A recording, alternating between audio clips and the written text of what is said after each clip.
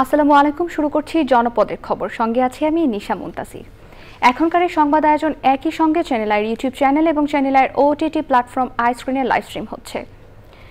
রাজনৈতিক প্রভাবমুক্ত থেকে নিরপেক্ষভাবে নির্বাচন অনুষ্ঠানের দায়িত্ব পালনে আনসার বাহিনীকে প্রশিক্ষণ দেওয়া হয়েছে এবং সামনের নির্বাচনে তাদের ভিন্ন রূপে দেখা যাবে বলে জানিয়েছেন আনসার ও ভিডিপির মহাপরিচালক মেজর জেনারেল আব্দুল মুতালেব সাজ্জাদ মাহমুদ।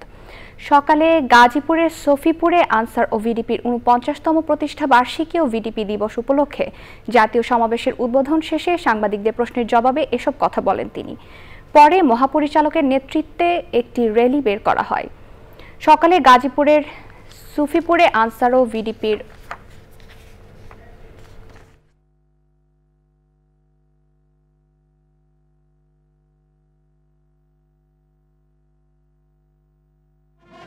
আমরা প্রশিক্ষণের মাধ্যমে এই বছর আমাদের ১ লক্ষের উপরে আমরা প্রশিক্ষণ টার্গেট করা হয়েছে, যেটা আমরা ইনশাল্লাহ ঢাকা শহরেও বিভিন্ন শহর কেন্দ্রিক যেগুলো আছে সেখানেও শুরু হবে খুব শীঘ্রই। এবং একসাথে সমগ্র জেলায় যখন এই প্রশিক্ষণ কার্যক্রম শুরু হবে, আমরা অলরেডি পাইলট কার্যক্রম শেষ করেছি।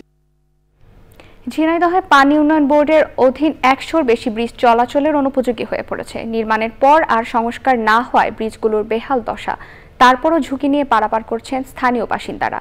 ঝিনাইদহ থেকে শেখ সেলিমের পাঠানো তথ্য ভিডিওচিত্রে আল মুকসিদের রিপোর্ট। ঝিনাইদহের হরিণাকুণ্ড উপজেলার বেলতলা গ্রামের এই ব্রিজটি ভেঙেছে প্রায় ১৫ বছর আগে।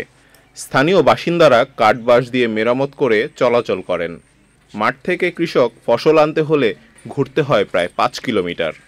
জোড়াদহ ও ফসলি ইউনিয়নের হাজার হাজার মানুষ চলাচল করলেও বৃষ্টির সংস্কারের কোনো উদ্যোগ নেই। কর্তৃপক্ষ বৃষ্টি মেরামতের জন্য এখনো কোনো পদক্ষেপ গ্রহণ করেনি। ছেলেমেয়েরা ঠিকমতো স্কুলে যেতে পারে না সময় মতো। ভয় লাগে যে অনেক ছোট ছোট বাচ্চারা থাকে, তারাও পড়ে যাওয়ার সম্ভাবনা হয়। স্কুলে আসা যাওয়া করি, অনেক বাইক আসে, গাড়ি আসে, ভাঙার ভিতরে পড়ে যায়, অনেক মানুষের সমস্যা হয় চলাফেরার। পাশের ফুলবাড়িয়া গ্রামের ব্রিজ ভেঙেছে ৩ বছর আগে। শৈলপুকুর ও সদরের অধিকাংশ ব্রিজ একই দশা। গরু বাছুর পড়ে, মানুষজনের যাওয়া অসুবিধা হয়। ওই যারা চাষবাস করতে যায় তারা ওই ৭ ব্রিজ ঘিরে ওই বেলতলা মাঠে তারা চাষ করতে যায়। যাওয়ার পথে একবার আমি গাড়ি এখানে পড়ে গেছিলাম, পড়ে যেমন কাজে অনেকখানি আমার গাড়িটা ক্ষতিগ্রস্ত হয়েছে। মানে প্রায় ৫ কিলো ঘুরতে হয় এই ব্রিজের জন্য। মেরামত করা নাই, নতুন ব্রিজ দ্রুত করার একটা দরকার। ব্রিজটা যদি সম্পূর্ণ হয় তাহলে এই ২ গ্রামের প্রতিটা লোকেরই জন্য একদম সুবিধা। পানি উন্নয়ন বোর্ডের কর্মকর্তা বলছেন সমস্যা সমাধানে কাজ চলছে।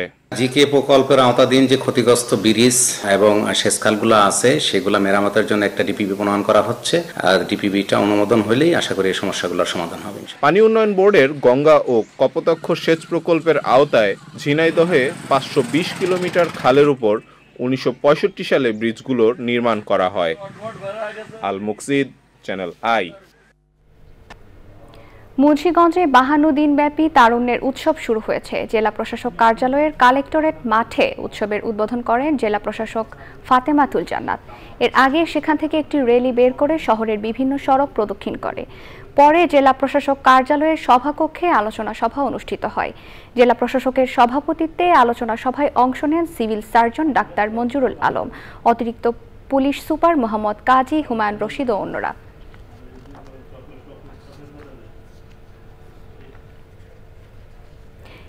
এবারে প্রতিনিধিদের পাঠানো তথ্য ভিডিওচিত্রে নিয়ে রাজীব আহমেদের রিপোর্ট।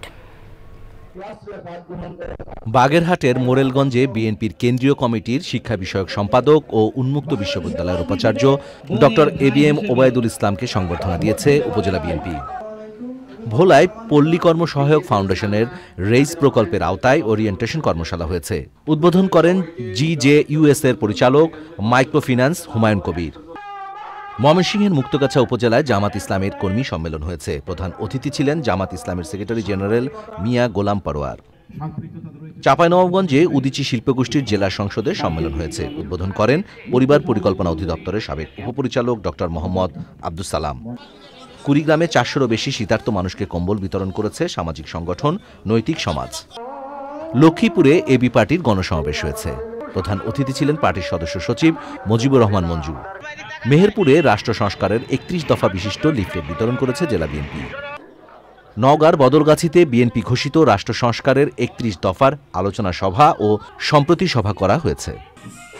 নাটোর সদর উপজেলা প্রাথমিক শিক্ষা পরিবারের ৪০ বছর পূর্তি উপলক্ষে স্মৃতিচারণ, আড্ডা, সাংস্কৃতিক অনুষ্ঠান ও র্যাফেল ড্র হয়েছে। বিএনপি ঘোষিত রাষ্ট্র সংস্কারের ৩১ দফা নিয়ে জনসম্পৃক্ততা বাড়াতে নোয়াখালীর কোম্পানীগঞ্জ উপজেলায় সিরাজপুর ইউনিয়নে উঠান বৈঠক হয়েছে। রাঙামাটিতে জেলা প্রশাসনের উদ্যোগে ৫০০-রও বেশি শীতার্ত মানুষকে শীতবস্ত্র বিতরণ করা হয়েছে। টাঙ্গাইলের ঐতিহ্যবাহী রসিলপুর বাসিরুন্নেসা উচ্চ বিদ্যালয়ের প্রাক্তন শিক্ষার্থীদের পুনর্মিলনী হয়েছে। Rajib Ahmed, channel I. চট্টগ্রামের শিশু কিশোরদের সুপ্ত প্রতিভা বিকাশে মাইজ ভান্ডারি একাডেমির উদ্যোগে শিশু কিশোর সমাবেশ ও কুইজ প্রতিযোগিতা হয়েছে। নাসিরাবাদ উচ্চ বিদ্যালয় মাঠে অনুষ্ঠিত প্রতিযোগিতা উদ্বোধন করেন Chittagong veterinary and animal science ইউনিভার্সিটির উপাচার্য অধ্যাপক ডক্টর মোহাম্মদ লুৎফুর রহমান। এবারের প্রতিযোগিতায় ১৯টি ইভেন্টে ৮,০০০ শিশু কিশোর অংশগ্রহণ করে।